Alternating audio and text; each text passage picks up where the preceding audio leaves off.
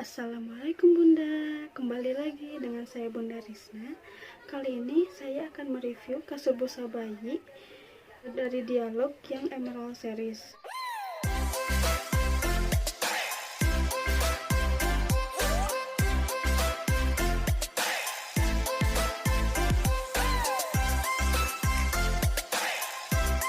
Kali ini saya akan mereview kasur busa bayi dari Dialog yang Emerald Series.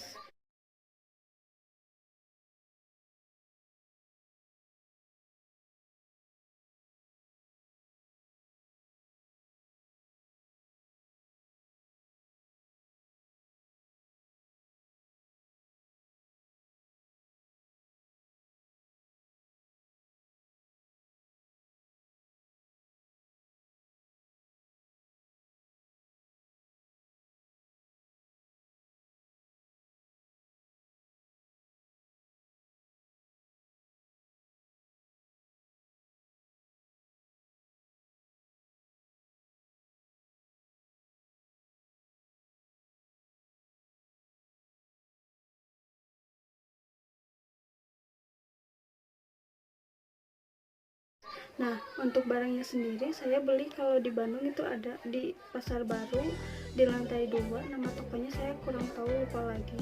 Itu harganya sekitar 450 ribuan. Untuk barangnya sendiri nanti saya review ya. Nah, worth it nggak sih untuk bunda-bunda beli, dan sebenarnya butuh nggak sih kasur bayi itu?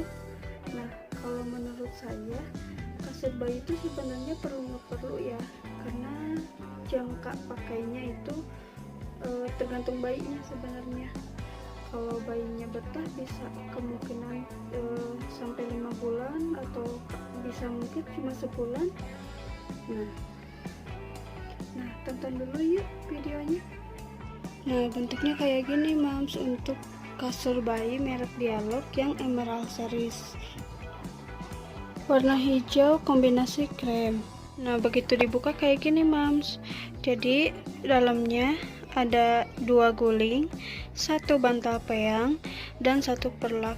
Untuk bahannya menurut saya bagus banget sih. Ini dibanding merek-merek lain, menurut saya ini paling oke lah, paling bagus. Dan ada 1 kelambu, nanti saya tunjukin ya mams. Untuk panjangnya ini 90 cm, lebarnya 70 cm, dan tingginya 16 cm. Nah, kasur ini bisa berfungsi sebagai sofa juga. Nah, untuk alas kasurnya didesain dengan teknik quilting dengan motif dan bahan yang terkesan lebih mewah.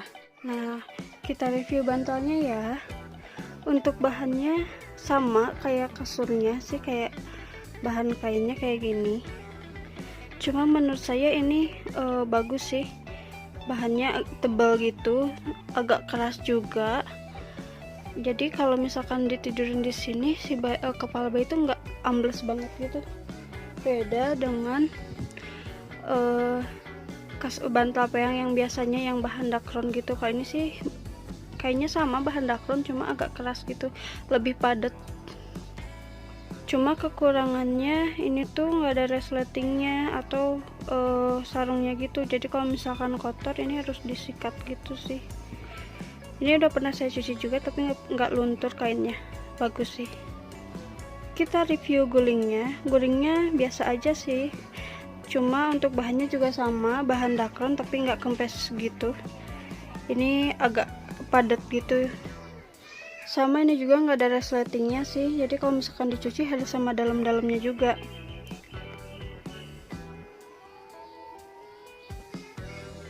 Selanjutnya kita review untuk alasnya atau perlaknya. Perlaknya bahannya kayak parasit gitu ya. Kalau menurut saya sih ini bahannya kurang bagus, karena begitu dipakai di sini jadi kresek-kresek gitu, jadi agak licin gitu sih. Jadi ini sebenarnya nggak pernah saya pakai. Biasanya saya pakai perlak yang anti air itu, waterproof. Nah, nanti coba saya lihat ya. Nah, jadi dalamnya kayak gini, ada quiltingnya. Ini sebagai fungsinya untuk untuk mengunci si pinggiran-pinggirannya biar nggak goyang gitu loh Mams.